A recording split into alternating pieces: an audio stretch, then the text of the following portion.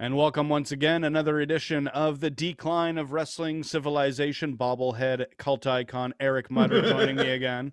That's my routine. I got to do that as we do every show. Have you been watching some Impact and that's your D'Lo Brown impression or something? No, if I do the D'Lo Brown thing, my head will fall off. Yeah, your headphones go flying out in the very least. I am Joe Martel here on LuchaCentral.com, and as usual, lots of big stuff in the world of wrestling, but you wanted to talk about the world of hockey real quick? That's right. I'm wearing the Montreal hat, obviously because you were born and bred a Montreal Canadiens fan until you grew up and wised up. And I have to wear the hat because they are trailing Toronto in the division, and I have to show support. Also, I don't have a Toronto hat, so out of the two of them. How many Canadian teams are you missing for your winter hats? I think it's pretty much just Toronto and Ottawa. All right. So when's your birthday? It's April 1st. Oh, God. No, what have I done? Oh. April 1st. You were kidding. You were making an April Fool's joke. No. That's trying to save you some hassle there. Full disclosure. It's a joke from right before the show right there, people, that we're not going to share. Just full disclosure to all the viewers out there. April 1st is, in fact, my birthday. That is not a joke. It is legitimately my birthday. Randy Orton and I share the same birthday. Oh, there you go. Yes. I can't think of a wrestler I share a birthday with, but I share it with Artie Lang, one of my favorite comedians. And he was great in the Chris O'Donnell epic, The Bachelor. Sure. I never saw that. Terrible movie. He was great in Dirty Work, which was also a terrible movie, but I love it. Oh, well, that's Norm Macdonald right there, isn't it? Oh, yeah. Another classic Canadian. Fun fact, while we're on the subject of birthdays, my brother shares a birthday with Kevin Costner. Another fun fact, I just ordered Dances with Wolves today. Oh, that's a classic. Good movie. Never seen it. Now, great scene with the buffalo. Cool. And on that note, the Royal Rumble. Yes, the Royal Rumble, the big news of this week's wrestling world, basically. Oh, yes. We got to say it right off the bat. You were right. Once again, when it came to predictions, the man who does not watch any WWE except for highlights that are forced upon him when he's on Twitter basically got the predictions right. And somehow the guy who watches pretty much every minute except for 205 Live got them both wrong. Is that alarming or something that happens there? Or no, I think that speaks to you understanding them a lot better than I do, or that they did a good job of making it possible in any direction. But I fell for one way, you went the other way, and it worked out for you. In the end, though, I don't know of too many people that are upset with the results. I know there are some. We'll get into that in a second. Well, one I can't imagine people are upset with. The other one I can, but one of them I can't see how anybody could be upset. So I'm assuming you're talking about Bianca. You cannot imagine anyone being upset with Bianca. Yes. So let's start there. Yes. Absolutely correct. So even though I was wrong, and the person who ended up being the number 2 runner-up, or I guess the number 1 runner-up, Rhea Ripley, she was my pick, my prediction, and she got eliminated last to let Bianca become the winner. And I can't lie, I don't want to say I went misty-eyed, but I could feel the emotions of this. Yes. Promo she had at the end about you're not the only one to say that. No, very genuine. And I know we've said this about Daniel Bryan before as well, and some other people, but when they have genuine emotion towards what they're doing, it does translate through the screen, and we can feel that. And that's something that WWE in particular misses the boat on way too often. Yes, they do. And they nailed it with Bianca. So I might have been wrong, but they did a great job telling the story they decided to tell anyways, and there's no way I could complain about that result. Yeah, I thought that was, obviously, I picked it. I thought that was the perfect result right there. I don't think it would have been bad if Rhea Ripley won by any stretch of the imagination. But as soon as I saw, so my friend was, I was on the phone with him. We're just talking about random stuff. He had the Rumble on in the background. Okay. He would give me updates every now and then when something happened.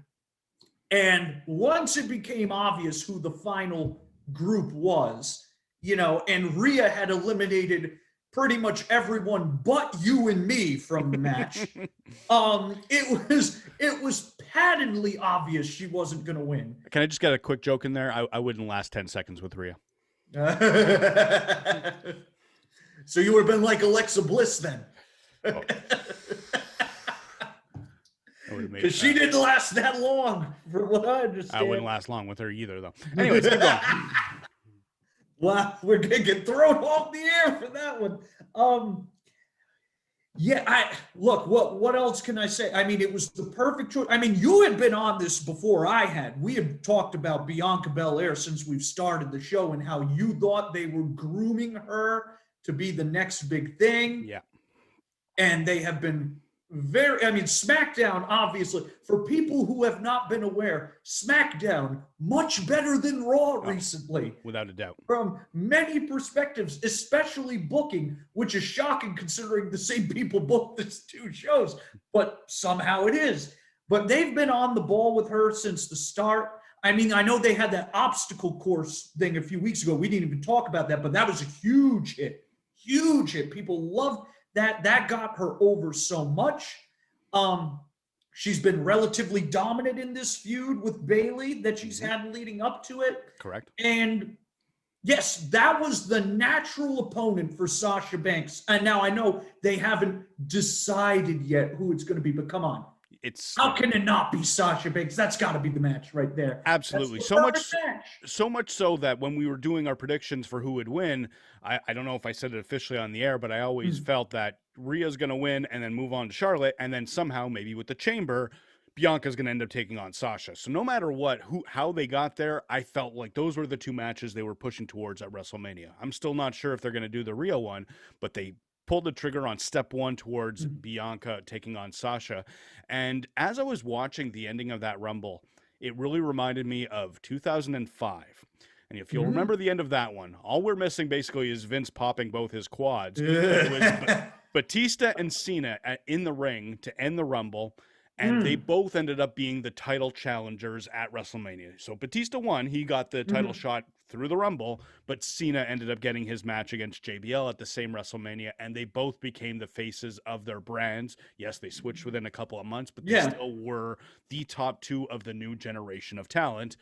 I would not be surprised if that ends up being Rhea and Bianca for the next few years. If that's the case, then Rhea's going to end up becoming the bigger star of the two of them by that logic, because Bianca's in the Batista role and, Rhea's in the Cena role. I do think, though, I think Bianca is probably going to be the one of them that has the more, she's more charismatic to me in a more overt way, whereas Rhea is more of a physical presence, a physical charisma to her, an imposing presence there.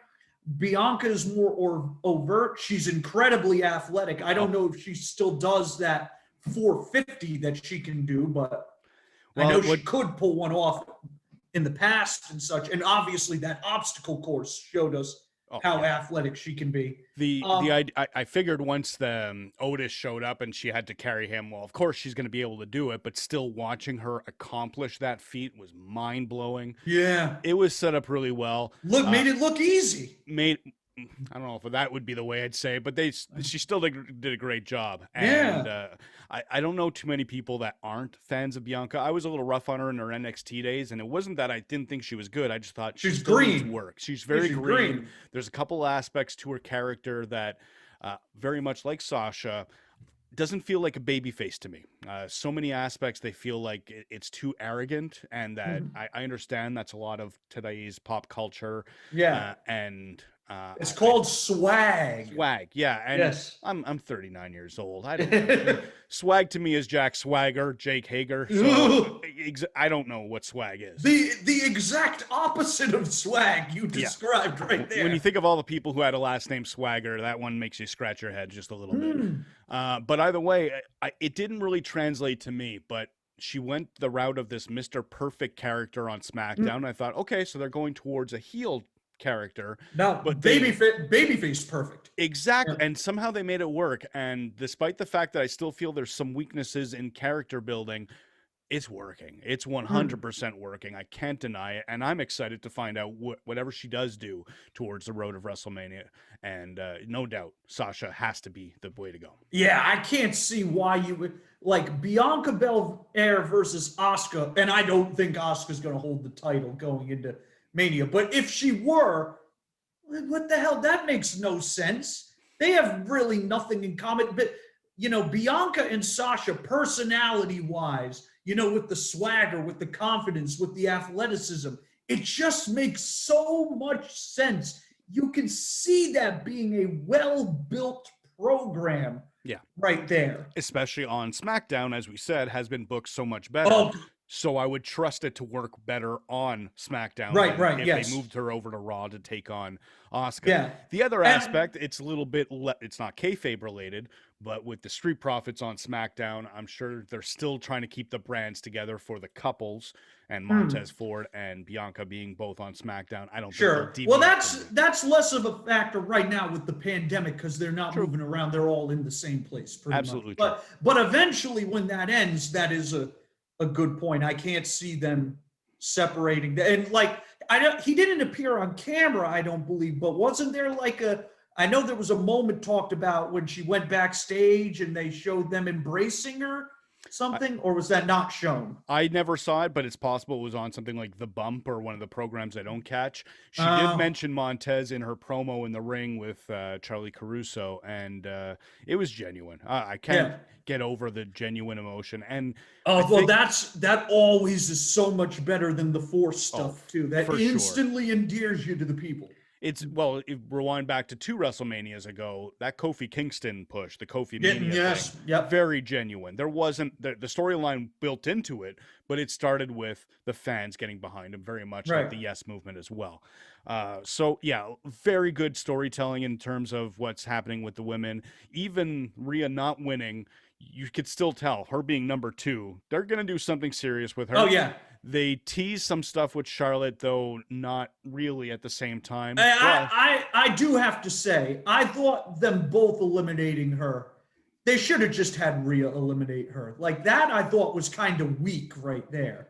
I didn't really notice it in the time. I could see what you're saying in retrospect, but either way, it's going to work out for both of them no matter what. I think so, yeah. The other aspect when it comes to Rhea Ripley, I see what you're saying about more natural charisma from Bianca, but I think when it comes to Rhea, apparently, I don't know if you've heard the same rumbles and rumblings, she's looking towards a Hollywood career after WWE. And is she? We have the same coach source on these things, so that was just some information that apparently that it might be something that she's considering is her road past WWE. And that might be a reason why she didn't get this. If that, if our friend Coach did find out about it, then I'm sure someone in WWE heard about it as well. She's really young still, isn't she? She's like not even, I think. Something along those lines. Her and like a big week for like the young people, like her and Jungle Boy. He had that big win last week too. Big week for the youngins. Well, especially because they talked about the men's Royal Rumble being the oldest on average out of the all 30 people. Again, that's not something that really matters to me as long as the stories work. And we'll get into the men's in just a second. But you could definitely tell that where WWE is concentrating their youth movement is in the women's division. Right. So that makes sense to me, especially because after we saw what they did with Becky over the last 2 years, so easily can be coming off as sexist here, but more in the perspective of an employer, especially one with the tendencies we hear of with Vince McMahon. I could see him pulling back on someone that might be looking to leave, whether it's because they're going to have a child down the line, or if it's because they want to have that, Rock similar career as well. Either way, Rhea still is set up to succeed. It's not like she was booked to fail. She's not ruined the way she was after WrestleMania last year. And I'm excited to see what happens. The one surprise. Oh, go ahead. If anything's going to hurt Rhea with Vince, it's going to be Vince taking a look at her and going, I don't get the look. That's going to be what's going to hurt. Not the Hollywood thing. He'll look at her, and she's bigger than most women. She's like, really impressive physique. She looks like a bodybuilder and such. She looks like a Mad Max Fury Road character, honestly. Good comparison. Every time I look at her, which is awesome because Mad Max Fury Road is the best movie of the last 20 years, in my opinion. But Vince, I guarantee you Vince has never even heard of that movie, probably. So that's going to be the hurdle. He's going to look at her the same way he looked at Shayna Baszler, and he's going to maybe go, I don't get maybe it. You're more of a tag person. I don't really get you. Well, it's entirely possible. She wasn't on Raw. Any rumblings about her, talking about the Rumble, coming up to the main roster, all assumptions were she was going to end up on the Red brand. Well, she didn't show up on Monday. So she could end up showing up on Friday, and I could see her being inserted into the Riot Squad, for example. Not that I want this, but I could see Vince thinking, well, she kind of looks like the tattooed Ruby Riot. Let's put them in the stable together. But I have to say about Ruby Riot, she had a post today. Do you know what her outfit was inspired by? No. The Bikini Kill lead singer. Oh, okay. Yeah, Kathleen Hanna. I was like, oh, that's dope. That's dope there. Speaking of that, there was a lot of costumes used in the Royal Rumble. The big one was the New Day dedicating all their gear towards Brody Lee and really highlighting it. It wasn't just they're in a ring and, hey, the 10% of the fans that can really notice these sort of things pointed it out. They were in a backstage segment and they said, look at our gear. They didn't flat out say Luke Harper or Brody Lee as far as I caught, but it was focused. Like, this is what we're doing this for. And, for Vince, of all people, again, to let their talent do something like that showed a lot of maturity that we wouldn't normally expect out of Vince McMahon. Right. Well, what's he going to do there? Like, imagine if he says no to them. Like, how badly that would have gone. I mean, I don't think anyone would have found out if he would have said no. Oh, no, I don't think those guys. I mean, it's funny you bring that up because last week, Brody's wife, Amanda, did a podcast with Tony Schiavone and Aubrey Edwards, basically detailing in painful detail the timeline of how Brody got sick and how he ended up dying, which is pretty harrowing, but a must listen to. But she, at the end there, when he dies, Big E and Cody are like the two wrestlers who are there with her. I think Sean Spears and Peyton Royce might have been there too, but the big names were Cody and Big E, and they are the two guys who go and explain to Brody's kids what happened to him. Oh, wow. Because that's how close Brody was with both of them. Okay. Apparently. So, you think about that right there. I guarantee you, if Big E had been told you can't do that, Big E would not have let that go. That man meant too much to him. I think it's more along the lines that they wouldn't have said, no, change to your, unicorn and rainbow stuff. They would have just said, well, we're not going to do that backstage segment, and then I'll just let it be a reference they see in the back of the Rumble. Yeah. But for them to get... Yeah, the point is, you'd have to have a heart of stone not to approve of that right there. Well, the things I've heard people say about Vince McMahon, that wouldn't shock me. Right, but he's got to have something there. He can't. He has a lot more than the fans give him credit for, in my opinion. Anyways. Well, sometimes, other times, no. But isn't that humanity right there? Yeah, he's got some of that. Okay, moving on. Let's get to the men quickly. We had Edge winning that one. That was another prediction that you had made. I did not see that one coming, but more, I think, because the assumption was he was going to move on to take on Orton at WrestleMania. And I was really dreading the idea of the title being moved into that story and made a title match over everything else that's possible in the men's division, that I just disqualified Edge from the equation altogether. But he won. And then they gave away the Orton Edge match on Raw. And I think it really, okay, now I'm okay with this. That really helped me as a fan. I would have been fine in the end if they would have done Edge Orton in the main event of WrestleMania, but that would have been a direction that would have upset me. I think that would have been a mistake. Yeah. I think that I have no problem with the feud, but I don't think it's one that should be as often as they did. All of Edge's matches, other than the Royal Rumbles, were against Orton since he's returned. I don't want to see another one of those, especially after everything they did. You know, the greatest match of all time, the last man standing, and it was played out. I don't want that repeated. And then the main match of that show, giving it away on Raw, moving Edge towards either Reigns or McIntyre. Still not what I would have written, but I think they're going to pull off something interesting. It sounds like it's going to be Roman Reigns. Spear versus spear. Yeah, well, see, I had that, but I had the wrong spear on one end. Yeah, I had it being. You thought Goldberg. It was going to be Goldberg. That's right. Yes, which thank God they didn't do that.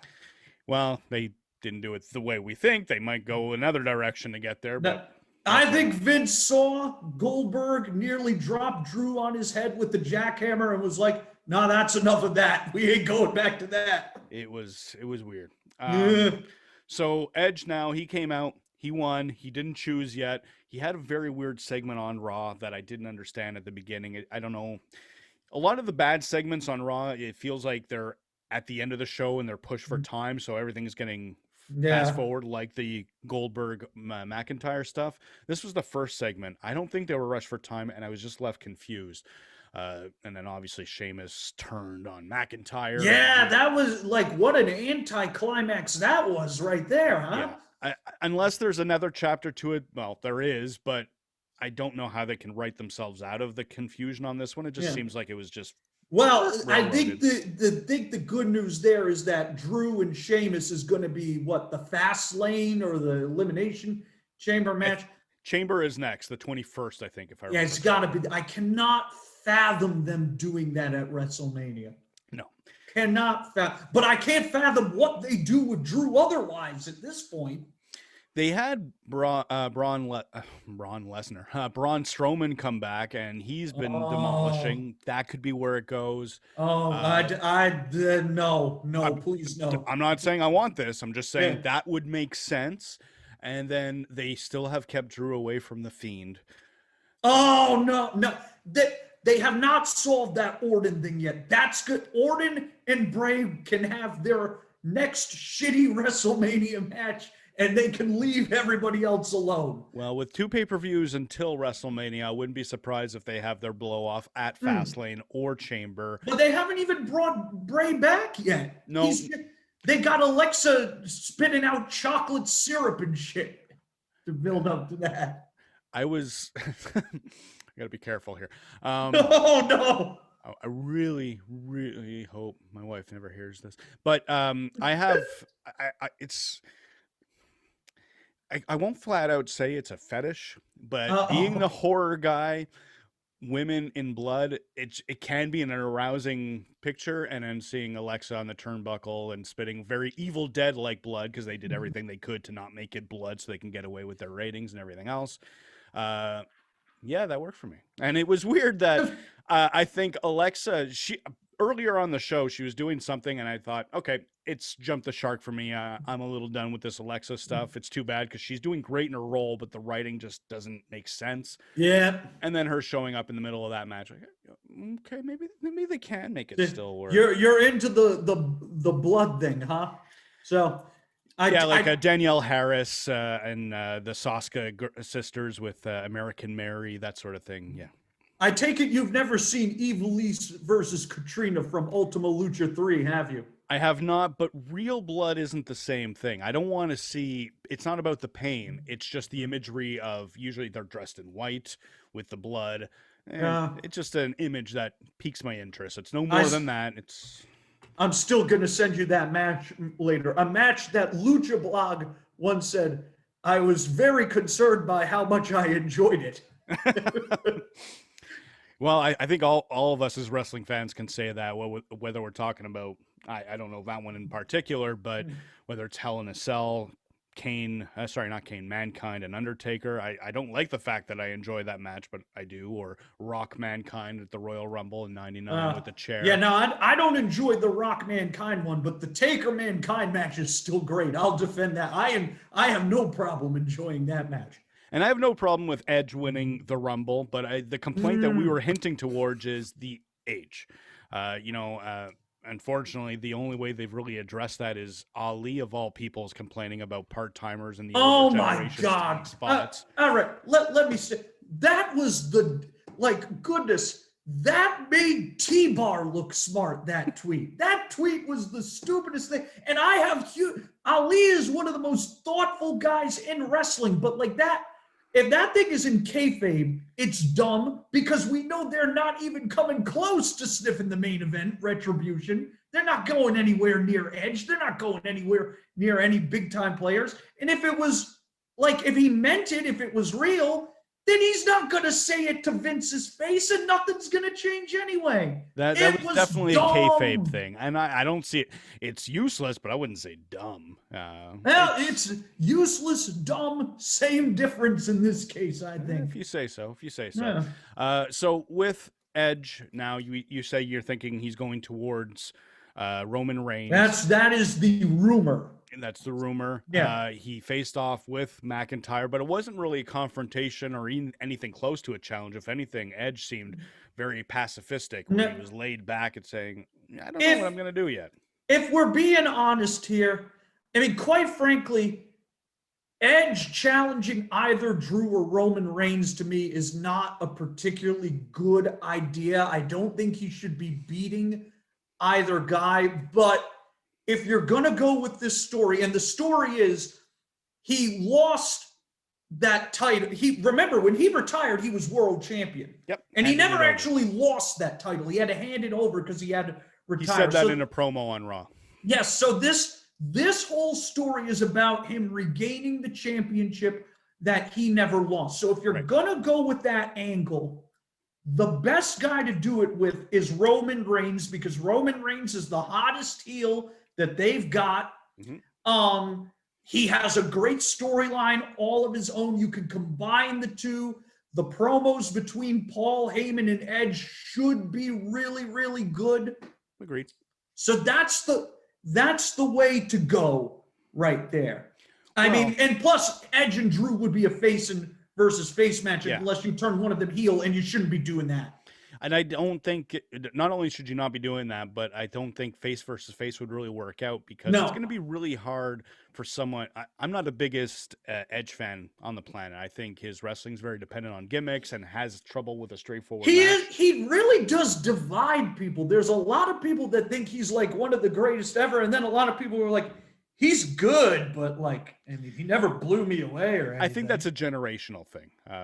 We watched wrestling from the 90s, sometimes 80s in a lot of ways, whereas Edge became a thing in 2005. He started in 98 in WWE or WWF at the time, but he didn't become a main eventer until 2005, 2006. Right. So I think a lot of fans who saw him when they were getting into wrestling think, wow, he was the biggest deal then, sort of like our version of maybe a Ted DiBiase or a Mr. Perfect. I know they didn't reach the main event, but they were the heels of our generation that stuck out. Sure, so I could see that understanding. But at the same time, I met the guy. He's Canadian. I want to like him. I do like him. He's a great promo. Seems like a great dude. Exactly. Despite his, Lita stuff. Well, come on. That's it. But, it's interesting. Is he here without that whole thing with her and Matt? Because that was really the thing that got him that heat that he had been missing. Yes. Yeah, without that, well, I'm sure he would have reached the main event, but I don't know if he would have become the opportunist angle and that really is what pushed him towards the top. Honestly, I think in the end, other than Lita, that worked out for everybody involved. It benefited Matt. It benefited Edge. it really just didn't like. There was a story recently where Lita confirmed that she refused to do that live sex thing and was pretty much told, if you don't do it, you're fired. This was, I guess, one of those moments where Vince forgot his humanity at the door or something like that. Yeah. I was like, wow, that's bad. Yeah, I don't know. Yeah. Especially when you think about, I don't know if it's really Me Too and sexual harassment and speaking out type stuff, because... No, it's more just being shitty. Yeah, it's just shittiness. Yeah, it's a good way to put it. Getting back to good stuff with the men's Rumble. Real quick, we had some pretty good returns. Carlito was kind of cool, and he ended up on Raw on Monday as well. The hair is back. The hair is back, and looks as beautiful as ever. The goatee is bad, though. Get rid of the goatee, Carlito. The build was really surprising. Carlito was never out of shape, but he was never the guy that you'd expect being in the gym to the levels of a John Cena. Hasn't gone in the wellness check yet. Yeah, that could have been it. That might have been it, because that guy is beefed up. It's impressive. It's a good look, and who knows? He was on Raw. I don't know if he's got a contract or if he just made the extra appearance, but could be interesting to see what Carlito can do in WWE in 2021. He's trying to get Chris Masters a job too. That was a good unit. Again, coming back to the same era as Edge. They were the final two guys in that match that Edge then went on to cash in. Wow. And, well, the other one, though, speaking of Edge, and I won't lie, when I marked out to hear Christian's theme come out and see him come out and do the one more match and the scanning, even though there's no audience there. That moment was Which awesome. Christian theme was it? The Story of the Year one. The other one is way better. The waterproof blonde one is way better. I'm planting my flag on that one right now. They're both good, and I might be wrong. I just can't recall if it was the female singer or the male singer. The female singer one is one of the greatest themes of all time. I love both those versions, so I can't complain either way. But that theme is amazing. That's like top 5 for me, alongside Raven's WCW theme and Joey Janela's current AEW theme. Yeah, you really like that one, eh? I really like that one. Big fan of it. Also, the greatest entrance of all time is Nick Gage coming out to For Whom the Bell Tolls. Nah. Now, if you've seen it, you'll know. I'm to go with the underground indie one. I'm still going to go with the one you sent me with John Moxley coming out to Aneurysm by Nirvana. That was amazing. Oh man, that was for the Killer Cross match. Yeah, that was great. That was good. Well, somewhat related to Killer Cross, another couple of things that I don't know if they were really surprises, but they were surprises to the main roster. We saw Rhea obviously debut in the Women's Royal Rumble, and then Damian Priest, who just lost to Cross, Karrion Kross, as he's now known in NXT. And then he ended up being on Raw, and not just a bit part. I might not understand the Bad Bunny stuff, but he got the Bad Bunny rub and a win over The Miz. So it seems like Damian Priest is getting some sort of direction. Who knows how long that'll last, but sort of direction. He's big and he's got long hair. He's got it in right there. He's got a good look. He's got the tattoos. He looks like someone who can beat up majority of the roster. Got very athletic guy for his size and such. I mean, this is Punishment Martinez for people that don't remember when he was in Ring of Honor and such. Really the only problem he has is that he's already 38 years old. So you kind of have to go now. Yeah. With him. Yeah. Absolutely. There's limitations. He's not going to be, a Batista or Cena if we compare back to 2005. No.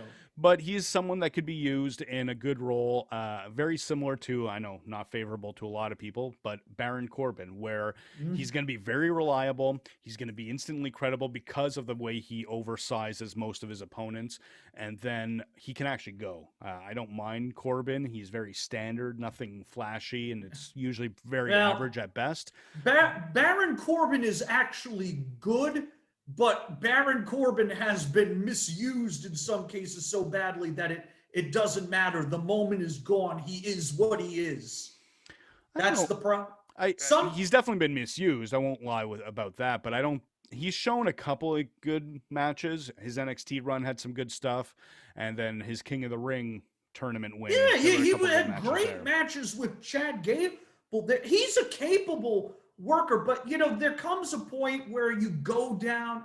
Like, I mean, it doesn't matter what you or I think of him. It matters what the vast majority of the people think of him, and the vast majority of the people are sick of him. And I don't believe that's his fault necessarily. I believe that's how he's been portrayed and how some people think he's been shoved down their throats to some degree over the point. And I mean, let's be real. Most of his feuds have been very dismal. Like, he had that feud with Roman Reigns a year ago where people were just like, just let it end. Yeah. And that's pretty much been all his feuds. So that's not his fault. Well, I think part of it is because he doesn't deliver in the ring. So while we can have some pretty crappy storylines, at least the matches deliver. We couldn't even say that with those angles. So while the angles were poor, like a lot of what WWE does, at least we'd get some good pay-per-view results. We never got that.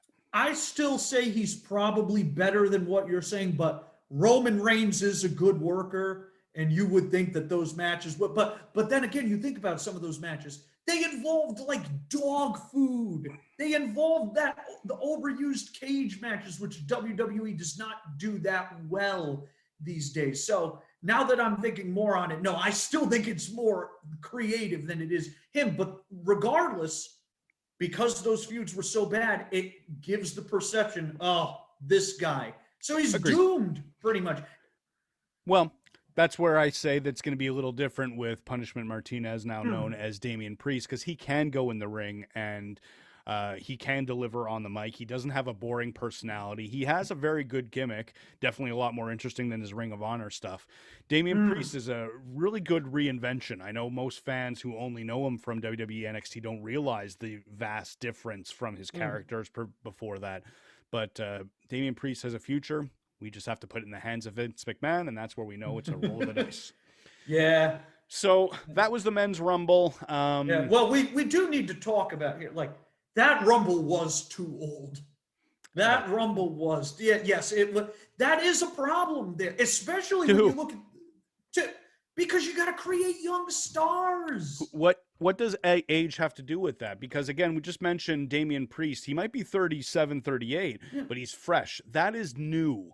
He might not be young, but he is a new star.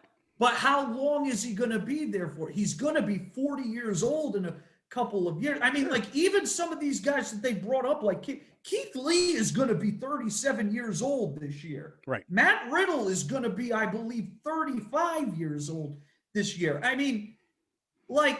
And I think this is an invented problem because in the end, we only care about what's on the screen, and that's really all we should be caring about. The age does not matter, especially when they're only working one show a week right now. And I know that'll change, but is that going to change 6 months from now? Or is that going to change 3 years from now? We don't really know. I really think it's an overrated problem by the IWC, like everything else. I would agree with you if the women's division had the same thing, but the women's division is actually pushing younger people. We just talked about Rhea Ripley. Rhea Ripley is only 24 years old, and we could be wrong. She might even be younger than that. They've got a bunch of other younger women that are down there. Sasha Banks is younger than pretty much everybody that was in the men's roster. The reason that's different, though, is they have to build up the talent pool. You rewind back to before the invented WWE Women's Revolution, the talent pool since then is basically doubled in a lot of ways. Yes, it is. And they're creating a lot of their new stars. You look into NXT, they have Casey Catanzaro, who's becoming a big thing for, I don't know if they're going to win the tag tournament there, but she's getting some focus. Kaden Carter, I know she has a history, but she wasn't that well known until she became an NXT star. It's a little bit different with the women where they are picking them young. That sounds a little weird, but you know what I'm trying to say there. Yeah. So, and they can balance it out. Here's our young stars while having established main eventers on, we'll stick with Raw. And then you could still push everybody that way. I'm not saying it can't be a problem if they don't end up creating more new stars, but by utilizing someone like Damian Priest and then having him put over, let's say, Dominic, I was about to say Guerrero, but he actually didn't win the custody back in 2005. But Dominic Mysterio, you could get to that point.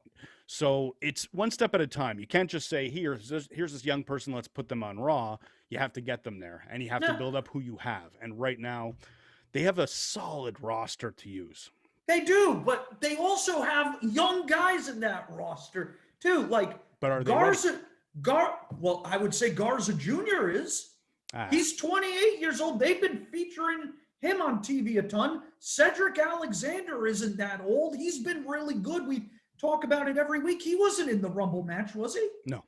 Why? Like, why weren't those two in there? I get why Humberto Carrillo wasn't in it, for example, mostly because until the other day, I forgot he was even there. Yeah. But like, you know, Garza, he should be in it. Cedric Alexander should be in it. I'm not going to complain about the idea that they are going to be good talents, but if I were to put up a lineup of wrestlers and I had Cedric Alexander, Angel Garza, and Damian Priest, who would I want to sell posters? And you got to remember, that's still WWE's focus, is who we can market, and Damian Priest will do that a lot better.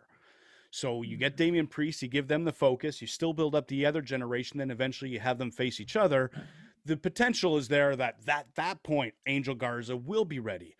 But that's obviously WWE booking. They've been dependent on part-time older. I just think when you have a Royal Rumble where you have only two guys under 30 years old who were Otis, who I can't believe is under 30 years old, fair, and Dominic Mysterio, who they obviously are not ready to go with for whatever reason right now. He's still lacking. And then you look over, like, obviously, you know, it's tough to compare, you know, stuff between WWE and AEW, but you look at last week, Jungle Boy, 24 years old, or he's going to be 24 later this year, wins a big match against an established guy in Dax Harwood that puts him over. You know, MJF, 24 years old, an established main eventer. Darby Allin, 27, 28 years old, an established main Where event. are those guys going to be at 30, though? Because if they're getting the spotlight now while they're young, by the time they're 30, they're going to end up in the roles of, I'm going to say John Cena, and I don't mean that as a complaint, but John Cena was pushed really strong, and fans got sick of him because he didn't have anywhere else he could go. Same thing with Roman Reigns. Now, with AEW being an option, MJF could peak in AEW and end up going to WWE. I'm not saying that's what's going to happen, but that at least structure where we saw that in the Attitude Era between WCW and WWF, you can create stars while still using them in a fresh way. I would argue that's on the booker to figure out when the time comes. But part of the reason AEW is drawing a younger audience too is because there's younger people for the audience to gravitate towards. It's where's the data that says that? The 18 to 49 numbers where they draw very well every week. Well, yeah, they're drawing very well, but who says that's the reason why they're tuning in? Because of the young people? Well, yeah, I mean, yeah, I can't sit here and tell you I haven't looked over every micro point. But that's what you literally just said. The reason they're drawing in so good is because they have younger stars. Well, I definitely think it's a theory. Yeah, it's a theory. Okay. But I think it's not an unreasonable theory to have. I don't think 18-year-olds are coming in to watch Sting. You know? Like, I mean, I don't know why people watch any AEW. That's me.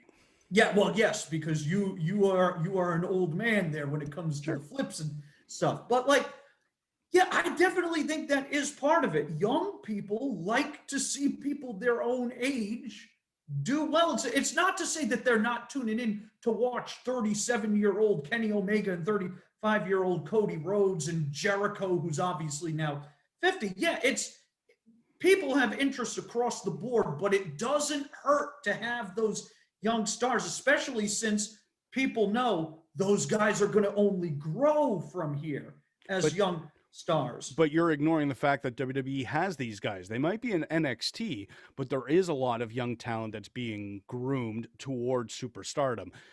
They might not be ready for WWE main roster, but they're still there. But even then, I mean, who's the champion of NXT right now? Finn Balor. How old is Finn Balor? Sure, he's 40 or something. 30. I think he's going to be 40 this year. Who's his challenger this coming pay-per-view? I honestly have no friggin' clue. So Pete Dunne. But that's a good example too there. Pete Dunne how many years has it been now since Pete Dunne and Tyler Bate had that takeover match? 2 or 3. It hasn't been There's that been long. 2 or 3. That was like the match of the year for WWE. Right. And he's still in the same friggin' spot pretty much. He's still on takeovers. Now, he is doing better now because he is challenging for a title. He wasn't He's in a better spot then. He's in a better spot in terms of NXT, but he's still on NXT. He should be on the main roster by now. Says who? Says me. Well, I'd have him on the main roster. I would too, but I understand you still got to get these people ready for it. I think a lot of fans were in that idea that, he's ready. Let's put him on TV now. I want to see him wrestle. There's more to it than that, especially with WWE when there's so many extra aspects towards what they produce. And if I may, they also had to change things because he was part of the NXT UK. The pandemic changed how that worked, so he ended up moving to the main roster full time. And I think we're going to see him on the main roster within the next year. Sure, but he should have been there already. I mean, he was ready when they had that match a few years ago.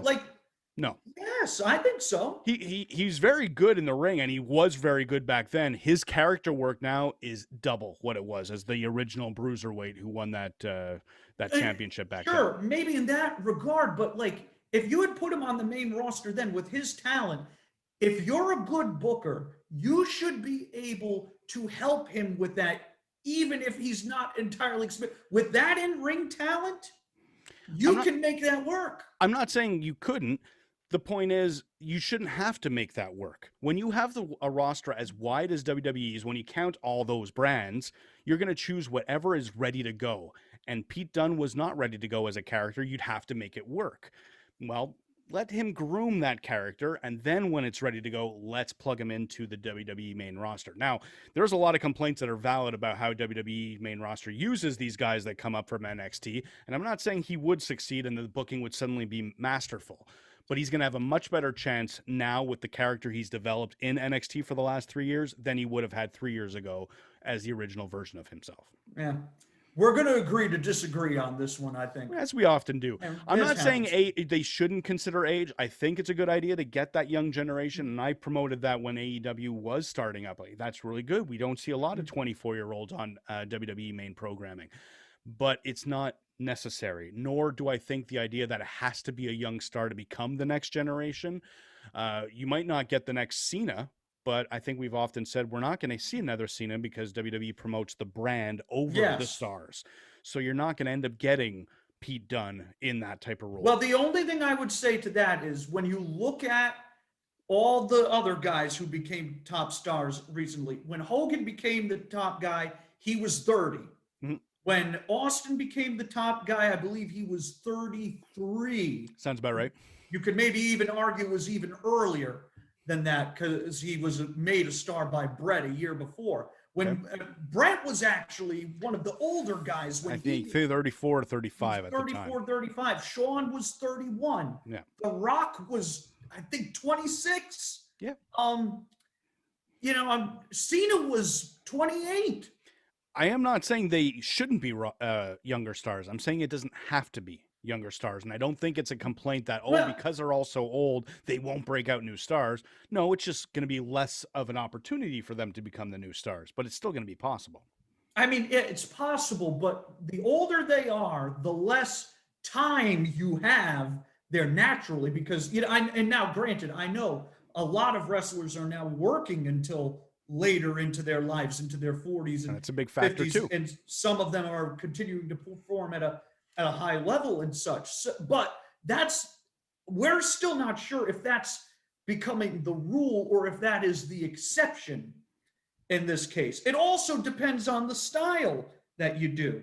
So some of these guys aren't going to be able to go that long because they just kill themselves, at this young age. Everything. Well, we said that about Jeff Hardy, and he's still going, and I think he's reaching 40 years old or something soon, too. Jeff Hardy is going to be 44 years old, and I am still not sure how he's able to go. And on the other side of that, though, Matt Hardy, who worked a softer style compared to Jeff, albeit not that much, because Matt was doing crazy stuff, too. Oh, yeah. hardly mobile anymore on some days to me. Yeah, well, this was something we said back when he was moving from WWE to AEW, is that he's got an amazing mind. I want him on a creative team, and I'm sure AEW will eventually get him there, but they have to make that move quickly because his body is not keeping. And he's doing very good as a manager type, big money Matt guy for Private Party right now. Too. Yeah, he's definitely, there's still certainly value there, but it's just, to me, I just don't think. Especially, it would be one thing if it was like, there were 5, 6, 7 younger guys in there. And while I wouldn't have taken Damian Priest out for Cedric Alexander, I'm sure if I looked through the Rumble roster, there's a few people I could have gone, all right, they didn't need to be in there. Cedric could have been in there instead, for example. Sure, but then you're doing pros and cons. Like, to me, I liked seeing the Hurricane come out, but wasn't necessary. I would put Cedric in that role. That's a big example. But at the same time, people love those returns. So while you and I don't care because we saw him on an AEW pay-per-view, I don't know, 4 months ago or whatever it was, it's still something to someone. Either way, I don't want to stay too much on this subject. I, in fact, want to move on to AEW because they have a big show coming up tonight with the Beach Break, right? The Beach Break, big show. So 5 matches. A new match was announced. Late yesterday. So speaking of Matt Hardy, because last week he tried to, be Hangman Adam Page's friend, which is of course slang for he's manipulating the poor boy. So he's teaming with the Hangman. I cannot for the life of me remember who they're wrestling at this point. But they have a tag match. That was the last match added to the show, pretty much. I have the other 4 matches here. This one's new to me as well. Yeah, it was last minute announcement. We have the Kip Sabian Penelope Ford wedding. When has a wedding ever gone wrong in pro wrestling? They all go wrong. The only one I could think of entertaining, I think Impact had a couple of entertaining ones, and then the one where Bischoff pretended to be the minister and took off the prosthetics and ended up being the 3-minute warning interruption for, I think it was the Chuck and Billy one. It wasn't good, but they made chicken soup out of chicken shit somehow. The best wedding angle I've ever seen was the Braxton Sutter Laurel Van Ness one in Impact, which was, or was it Chelsea Green played Van Ness. That was a great segment. The worst one ever is the Stephanie McMahon test one, where Triple H pretty much admits to date rape in order to marrying her, which I still cannot believe more people aren't just horrified when they think of that whole thing. But yes, weddings generally go poorly. I'm interested to see how this one does, because I don't think Miro's going to break the Kipper and Penelope up. But he needs to do something to add to his character.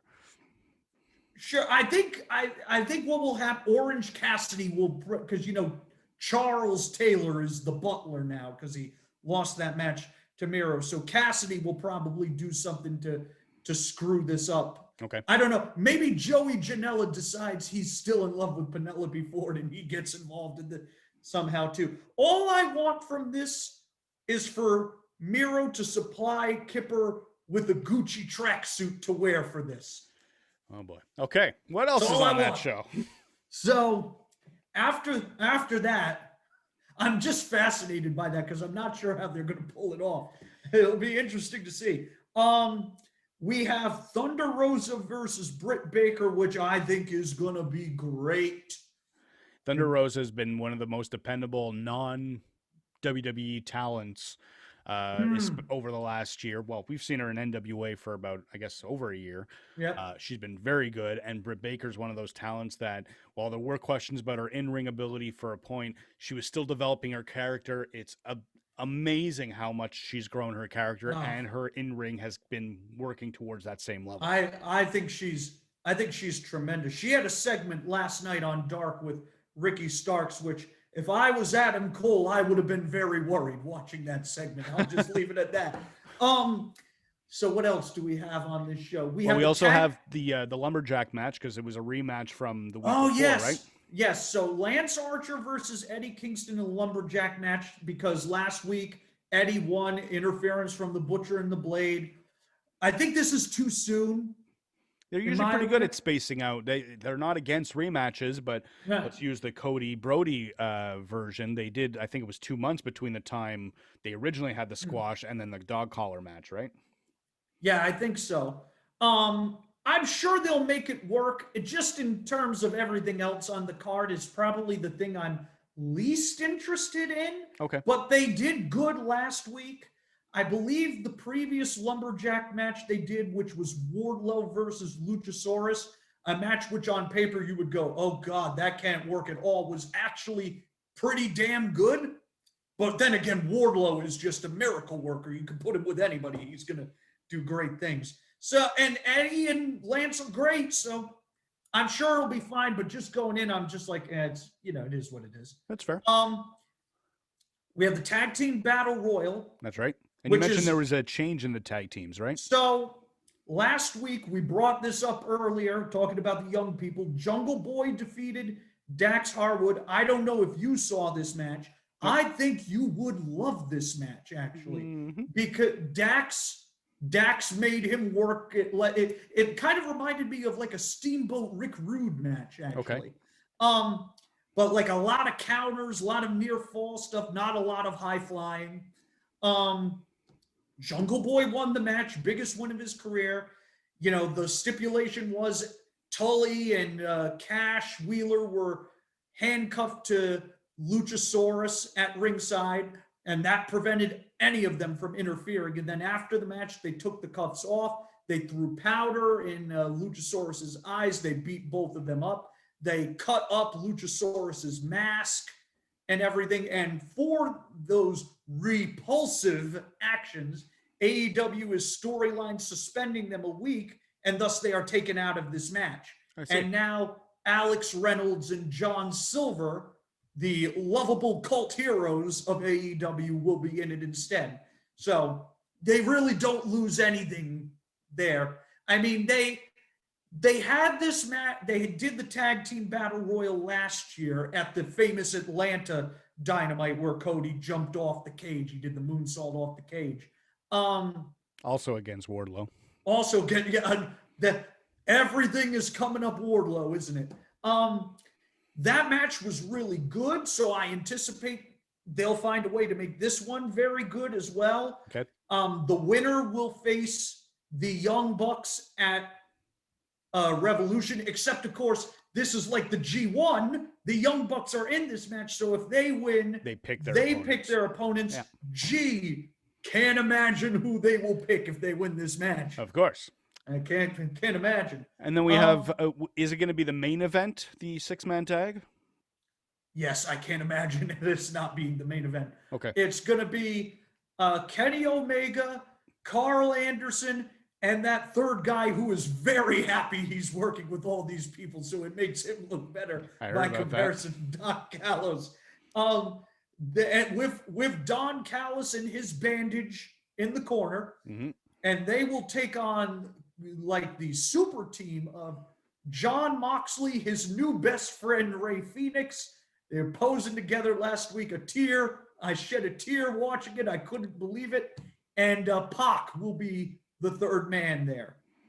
So pretty interesting scenario. I know from an outside perspective, Jon Moxley he should be the guy. He's their Stone Cold if we want to compare. I know, again, he's a little bit older too, but that guy just drips of charisma. I want to see him wrestle. I want to see what he does. He's just a star. Yes. So I'm glad he's still in the title picture. I know AEW is not really known for having a lot of rematches in the main event, but this is one that I'm glad it looks like they're building. It has to be. I can't imagine. I don't see. I mean, I guess you could do Omega and Pac. I guess you could do the 3-way with Omega, Pac, and Moxley, so you could then save the Omega Moxley match, the third one, for another time. But it feels to me like it's going to be Moxley Omega 3 at at Revolution. And I mean, the first two were great, so I can't imagine the third one not being great. Might not be my thing, but there's no doubt fans love it. And Moxley, the guy, I can't say enough. He's when you talk about people who reinvent themselves, not that Dean Ambrose was a terrible character, but he definitely was lacking something.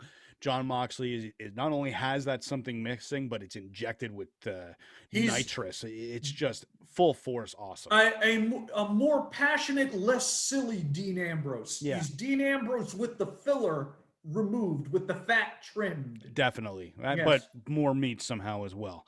Yeah, that's true. So last week when it came to the super interesting ratings and demos and everything else, they basically, I don't want to say tied, but they were a lot closer with NXT. Yeah, I don't think that's going to be the case this week. What ended up happening, AEW, the first like 20 minutes for some cable providers was just blank, apparently.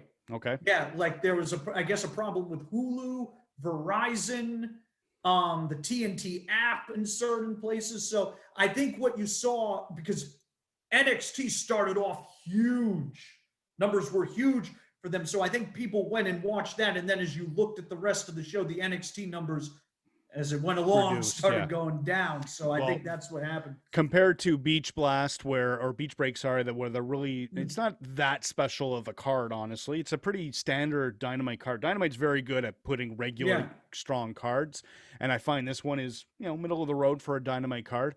But putting that Beach Break title on it, and then probably the very strong promotion on TNT, NXT would have had to put something together that's pretty special to counter that. Well, they put on it's going to be a great show, but it's going to be a very standard NXT show. Well, they do have something now. They have made a late edition here. Yeah, that's true. They do have the announcement that Edge, who won the Royal Rumble, is going to visit NXT. I don't know if it was truly an announcement or a rumor, but either way, we're expecting to see Edge tonight on NXT. WWE has announced it officially. Okay. I don't follow the social media stuff. That might be a problem for them there, then, if they're looking to draw people in. That's true, especially because it's another one of those last-minute things. WWE's super amazing at promoting their shows. Well, he's there. I would guess that they're going to tease that he's going to go after, that he'll choose Balor, which there is not a chance in hell he's going to do that. It'd be interesting if they could build up like a takeover match or something. Not that it's going to happen this time, because it looks like it's going to be Pete Dunne, as we mentioned. But if they do a WrestleMania weekend takeover, maybe they can incorporate that sort of idea. Or maybe Christian will end up getting it. Who knows? Either way, Edge is going to be on NXT, and then the rest of the card, it's going to be fine. Nothing too special. We talked about Santos Escobar real quickly. He's going to defend his Cruiserweight Championship against Kurt Stallion. Kurt Stallion, Evolve legend Kurt Stallion. And Santos Escobar's stablemates, Legado del Fantasma. New father, Joaquin Wilde. Congratulations. I would not have known that, but yes, Joaquin Wilde, who's still DJZ to me. DJZ, yeah. Great character, the DJZ one. Very annoying, but very perfect. Yep, and then he's with Raul Mendoza, who is Jinzo or Ronnie Mendoza to me from his DTU days in Mexico. You go. Yeah, of course. A lot of lucha background in that one. Then they're taking on our favorite luchadors in WWE, Lucha House Party. Now, they're thankfully without Kalisto, so it's the better version of the duo. It's Gran Metalik and... By the way, when I was saying young people needed to be in the Rumble, Kalisto, not one of those young guys that needs to be in the Rumble. And he wasn't, so we're okay with that. Mojo, though. Where was Mojo? I don't know. Getting cut with Lars, probably. Coming back to someone who was in the Women's Rumble, Dakota Kai. She's going to team up with Raquel Gonzalez to take on Casey Catanzaro and Kaden Carter. I have a feeling this is the winner of the tournament. Whoever wins this one, and I'm leaning towards Kai and Gonzalez, will end up winning the women's side of the tournament. But if they lose, then the winner is going to be Casey and Kaden. Okay. And then I don't know if it's really going to be the main event, but it's got the biggest name power. It's still part of the Dusty Cup Tag Team Tournament. The team of Ciampa and Thatcher, which I'm a big fan of. I love that combination, taking on one of my least favorite tag teams, Adam Cole. Whoever he's with, it's going to be a least favorite tag team, but at least it's with Roderick Strong, who's very, very good. So the Undisputed Era. Again, Yeah. they're the main event guys, so I'm sure that's going to be the main event of the show. I don't think I'm going to care too much about that one. Now that'll be interesting to see because Thatcher has not drawn well in main event spots in the past there. So it'll be interesting, especially going up. I mean, like you said, that AEW show compared to others is not like big, but that main event, that 6-man tag is a big match right there. That's a lot of big names in that. In terms of their women's matches, I mean, Sheeta versus Britt Baker, I would say would be bigger, but this is the next one over. For sure. Thunder Rosa versus Britt Baker. I think it's going to determine who wrestles Sheeta at the pay-per-view. Well, they do have that tournament going on. We heard that Rio is coming back and wrestle in the opening round against Serena Deeb. So that's like putting, like the Maple Leafs and the Canadians in the opening round instead of the Stanley Cup Finals right there or something like that. They're in the division together. And how many times are they playing each other this year, you said? 10, I believe. 10. They've probably already played each other at least twice. I don't know how that works. That's WWE booking right there. The NHL is doing all their 100%, unfortunately. So the other thing related to NXT I want to mention is that Valentine's Day, February 14th, will be their takeover. The only match booked officially so far is the triple threat women's title match where Io Shirai will defend against Toni Storm, who also was in the Women's Royal Rumble. And man, I still wouldn't last long with some of these. And Mercedes Martinez. So that'll be a pretty good. The only person from Retribution to make it out a winner in the end. Yeah, she's doing well for herself, and judging by what we've seen from the NXT women, I have a feeling no matter what the rest of the card is, that's going to be a contender for match of the night. Io Shirai's in it, of course, it's going to be a contender. Well, all three of them are very dependable. You could put Io Shirai in there with like Kalisto. Yes, and she would make it work. He would botch every move, but she'd make it work somehow. She'd be like Shelton catching Grand Metalik on all those dives that they were barely hanging on to, from what I heard. Poor guys. Nothing too good there. All right, so to wind things down, I know there was a couple of things you wanted to mention. First off, what's going on with those Lucha Central Awards? All right, later today, or depending on when you're listening to this, it's already happened. It's Wednesday morning for us, so later today. Yes, but if you're listening to this on Wednesday morning, then late afternoon, early evening, depending on your time zone. I got it right this time. I didn't get it right when we were going over this before the show. Well done. The awards will be released, so head over to the site. You can, and again, late afternoon, early evening, and you're going to find out who won. Eventually, the plaques are going to be passed out. You'll get to see the photos of that. You'll get to see the photo of, example, let's say Octagon Jr. holding up an award if he's somehow lucky enough to win one and all that. Or Kalisto, if he's lucky enough to win one. Spoiler, he wasn't nominated for anything. We have standards at this site. So... every time we bag on someone, we usually back up and say, yeah, but we kind of like you, or there's this, positive to it. We never do that with Kalisto. We just let it hang as negative every time. I want to be as serious as possible when I say this. He sucks. Let's move on. So we have that. Also, after you're done with those awards, you could go over and read my review of AEW Dark. It's very good. Well, you could do that right now. As soon as this podcast is over, it goes. You could do that right now. LuchaCentral.com for Eric Mutter's Dark review. Yes, there's a Kurt Cobain gif at the end, just for you people who read it. It's I picked the strangest one possible, by the way. Now I'm curious. He's wearing, I think, Courtney Love shades or something like that. Oh, okay, gotcha. So we have that, and then finally, we have AAA news. Woo! Yes, AAA is going to be back. There was a press conference today. I wasted 20 minutes watching it. No excitement at all. But we did learn that they are going to be running shows. They have a deal with the tourist agency in Mexico, or the tourist division of the government. Mm-hmm. And they are going to be holding shows for starters, without fans. Maybe as conditions improve, there will be fans, but they're going to be holding shows at popular tourist destinations throughout Mexico where they are permitted to do so. Some areas you can't, the numbers of the virus are so high, but in places where the virus is more under control, they will be doing shows there. So, for example, they'll be doing shows at, say, the Aztec pyramids. Wow. You know, the famous Aztec pyramids, places like that. You know, That's pretty exciting.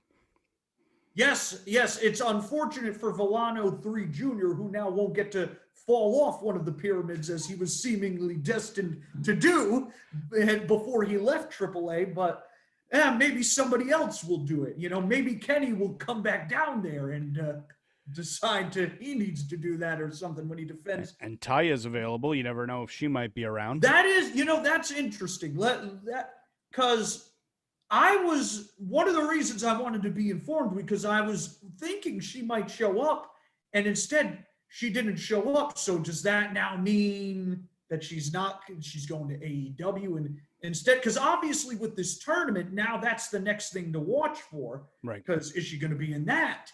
You know, and she can be in that tournament and not necessarily sign. Like, she could use that tournament to then boost the offers that come her way and such. But smart business. Yeah, I thought that was interesting. But like you said, she is still the AAA Reina de Reinas champion, so she could wind up being back there. I don't know. I don't know what's going to happen. We're going to learn more about the cards Thursday, tomorrow. Awesome. So we'll know more about what AAA plans to do then. But obviously, look, very exciting. It has been a boring few months without the Lucha to watch, and I'm looking forward to having it back. As long as it's not CMLL, they can stay away forever as long. I heard CMLL is going to hire Kalisto. Yeah, good. Good. You know, he would actually be like the 10th best luchador in the company if they did that. Well, this good lucha news brought to you by our sponsor, Slurm's Nirvana Nevermind 20th anniversary vinyl release of 4 records or 2 records. I can't remember. It's super awesome. And Slurm brings you the good news. I'm still getting over the good lucha thing. Damn it! Do it. That was the moment. Actually, no, even before that, I knew Kalisto needed to go away, but that was the moment where everybody else learned. Oh boy. It's so terrible. You look back at the amount of talent WWE has had who could push as a masked luchador, because obviously there's money to be made there for the masks. We've seen that with Rey Mysterio, and I know he's a very special talent. You can't really replicate that, but they had some success with Sin Cara, and they have Sombra. They have Lindsay, they have Grand Metalik, they have Humberto Carrillo and Angel Garza. They put a mask on any of these and actually market it as a new generation luchador, sell the mask as a merchandise. There could be something. Who do they do that with? Kalisto. What the fuck? You know what the problem is? And by the way, I'm glad that you're calling Sombra and not Andrade. I did that for you. I've rubbed off on you there. He was in a mask before he came to WWE. Right. Garza wasn't, but Humberto was. He was Ultimo Ninja in Mexico, and they took the mask off him. And Sombra unmasked in his basically final match in CMLL against Atlantis. Still, I would say the best match he's ever had, which is saying something, because that Gargano match was great. Very good. But the problem was Sombra, Carrillo, Garza, they're too pretty to have a mask on. I could see that. They're good-looking guys. Yeah. I could see how they could be marketed, but market them. Put them on TV. They're not doing that. No. Well, one day we're going to have to go through, because there is a long list of luchadors that have been in WWE, and there's only been 3 that have really been that successful, and they are Rey Mysterio, easily the most successful. He's getting Vince to let him advertise his beer endorsement. By the way, for anyone who saw that, that is the worst reading. It was actually a good reading by Michael Cole, but it was so forced in the middle of a Rumble for him to do this announcement. It was terrible. I hated it. Yeah, that I was like, we were talking before the show about how, Ray has kind of stalled a little bit since he signed the new contract, but now I'm remembering he's getting them to promote his beer deal, so it's still going well. Ray won in the end. Cerveza. Yeah, so it's still going well for Ray. He's still winning at life here. He got paid. He got his son paid. He got his wife and daughter paid. He is the husband and father of the year. Right there, if I could steal Rob Viper's quote that he said before. Now, but it's him, it's Eddie, and it's Alberto. And that is horrifying to think about because A, they didn't even really use him that well, all things considered. And B, he is literally the dirt worst. I would rather take Kalisto over him because at least Kalisto isn't a terrible person as far as I know. You're giving me all the nightmares of Alberto Del Rio. But that goes to show you right there. They've had people, they had Psychosis, they had Super Crazy, they had the Juice. I love the Juice there. They had Negro Casas and El Hijo del Santo, albeit on Super Astros. They had Hector Garza, the uncle of Humberto and Angel Garza. Actually, I think, I'm pretty sure he's Humberto's uncle as well, who we both loved Hector Garza when he was very good around in the 90s. The list goes on and on and on. They've had all these guys, and out of all of them, they just produced 3, and they've been looking for this Latin American star for years. And I wouldn't count Eddie Guerrero in that, not because he wasn't a luchador, but WCW made Eddie Guerrero a famous name. WWE hired him. They made Ray famous too, if we're going to go by that logic. Well, let me finish. But they made him famous without him being known as a luchador. So they grabbed him, and then they made him just a wrestler who happened to be Latino. Yeah. Whereas Rey Mysterio is still a luchador. He had the mask. He got unmasked in WCW. WWE, with one of their very smart ideas, put the mask back on. Let's bring you back. They overruled the Lucha Commission there. They got around that somehow because that's usually trouble. You can't do that. Wow. I think thankfully it was because it was American booking, but the only way you can remask in Mexico is if you change gimmicks, because LA Park has been unmasked. Oh, really? Before he was La Parka, and then he got the La Parka gimmick, and he's been masked ever since. So LA Park, current MLW Tag Team Champion? Yes. Oh, wow. Yes, that legend, a man who is apparently so bad looking that Conan once said that his wife should be sued for bestiality. Oh, that is awful. That is brutal. That is on a Talk is Jericho podcast. That's not inside info. Anybody can see it. I'm not getting any trouble sharing that one right there. Oh, that is a low blow. That's one of the great Conan lines of all time. The other one is when he was describing the LA Park, La Park match. LA Park may be a dick and he's difficult to work with, but at the end of the day, he's effing LA Park. He beat the shit out of that imposter. I sat there at commentary. I loved it. So that's on a podcast I did with him, if I can promote myself there for a minute. You promote yourself? I don't understand. Yeah, never happened before. Never. No. So anything in particular coming up obviously AEW's Beach Blast tonight, but anything else in the world of wrestling you're excited for until we get together next week? Not that I can think of. There's not much else going on. I mean, New Japan is doing Kota Ibushi and Sonata. Yeah, now that I think of it about it, it's just AEW. Well, then don't they also, or didn't they announce Kenta going on, taking on Moxley? That's not for several weeks, though. I believe that's going to be around the 26th or so. Yeah, that's going to be in LA. And it's going to be at the American Dojo or whatever. There's a lot of rumors now because, they're openly saying Bullet Club on AEW TV now. They're saying it on Impact, which, yes, still exists for people who wonder why we're not talking about it. It was on last night. I have no idea what happened.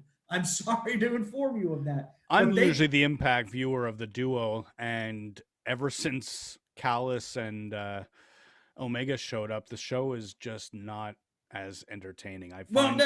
Their gimmick doesn't work for me. I've enjoyed it when I've watched it. The problem is they have like the opposite of AEW, because AEW, to me, they have a lot of time in between shows, but I remain interested. Impact, it's just way too much time. So I'm just like, well, I'll just wait until we're closer and then I'll jump back in and such. I really think they should have done that Swan Omega match at Hard to Kill. I still really think they should have gone with that then instead of that 6-man, but they did what they did. The match was very good. Like, I just think I would have gone with that a little sooner. You know what I think they should have done? And this is going to be the most controversial thing I've probably ever said. No, it's not. It's not even related to that. They should have kept Josh Matthews and Madison Rayne in the booth, because D'Lo Brown and Matt Stryker are awful. Fuck you, Matt Stryker. Oh, are you telling me they're worse than him and Vamp together? Yeah, definitely. I think over time they'll get the chemistry, and maybe Stryker will dial back all the Strikerisms that just turn me off. But Matt Stryker season 1, that's when he was good, right? And then he got worse, or is that how? I can't remember. My thought always was he was great, and him and Vamp were great in season 1. Everything was great in season 1 of Lucha Underground. Let's be real. Yeah, for me, a guy who hates flippy type matches, loving Lucha Underground, it's because they got a lot of things right in season 1. Well, they also had that Vampiro Pentagon Ultraviolence match, which was beautiful. Which was true. That is the best thing. Vamp, if you're listening, that is the greatest thing you've ever done as a wrestler. The greatest thing. And I'm so thankful that you got to do it. It's unfortunate everything that happened after that, but at least you did that. I liked Vamp in the booth, but maybe it's because compared to Stryker, anyone looks good. Well, the one thing you could say about Vampiro is that he was 100% Vampiro, for better or worse.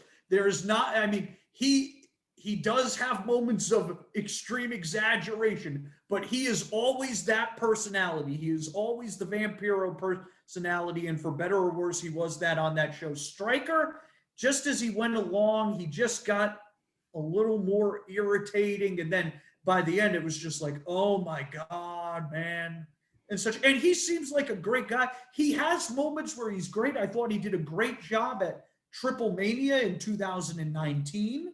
His knowledge is amazing, and he's got a good voice.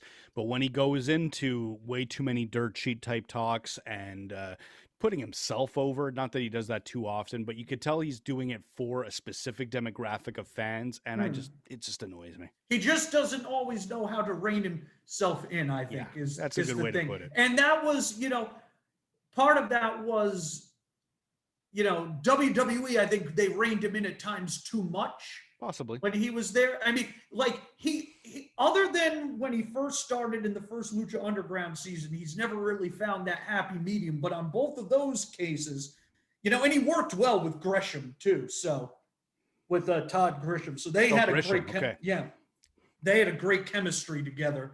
And he had a great chemistry with Vamp, even if they had bad tendencies, the two of them.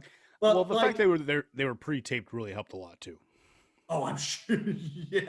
Yeah, I'm sure. But yeah, he just, what can I say? And D'Lo's new, so he's going to learn as he goes along. Yeah, I have faith that they'll eventually get good, but that was something that turned me off for that Hard to Kill pay-per-view, the free match that they gave away for the pre-show. The commentary was terrible. I did eventually start watching it because I did order it off Fight, and I can't get through it. I will, but I haven't watched Impact since, and I know that's 3 or 4 weeks ago.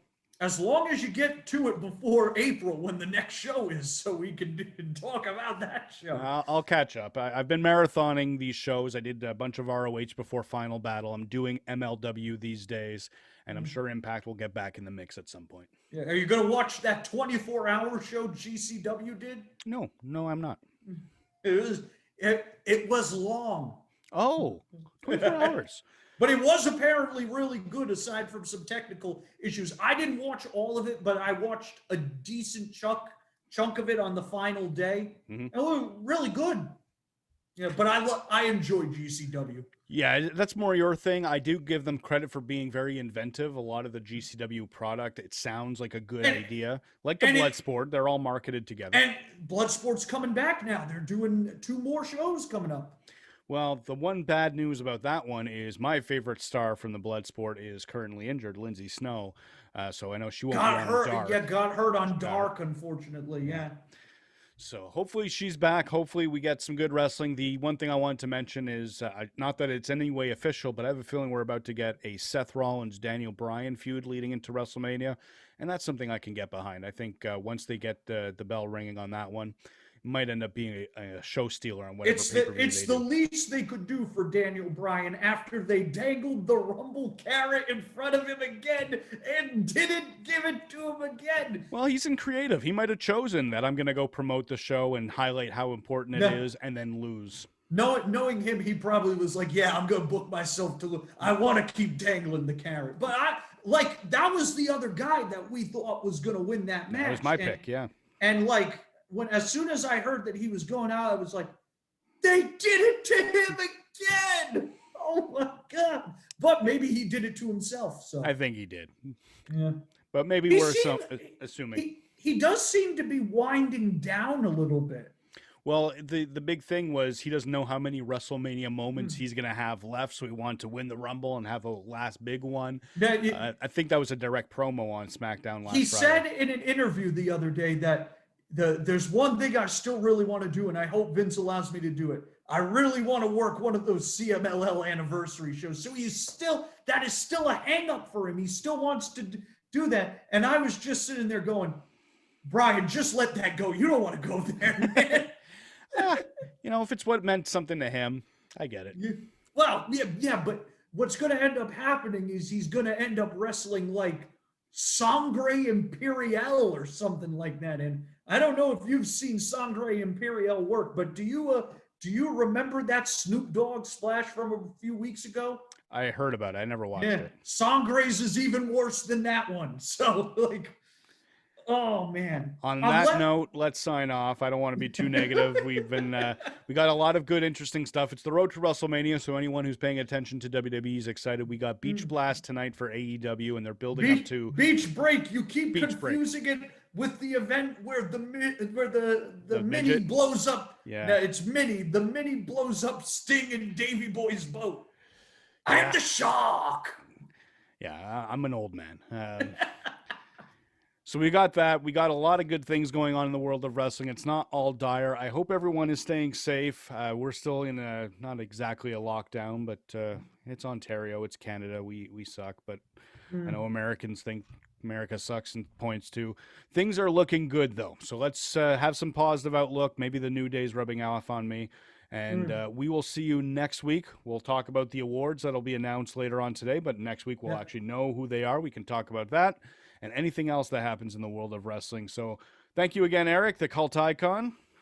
Yeah, thank you. Always a great time. Hope you enjoy the new artwork that's all around us here. This is all my photoshopping. I know it's very, very cheap, but yes, you worked very hard there. Don't sell yourself short. You need to put yourself over here to the people. You worked very hard on it. Honestly, it was a lot harder than it probably looked, but it was more because I'm learning how do I do all this. But, you worked as hard as Roman and Kevin did in their match, and thankfully you didn't have any problems with handcuffs afterwards. Yeah, I didn't botch it at the end. The only reference to that on this show. There we go. All right. Well, thank you very much. This is the decline of wrestling civilization. We'll see you next week. Bye, everybody.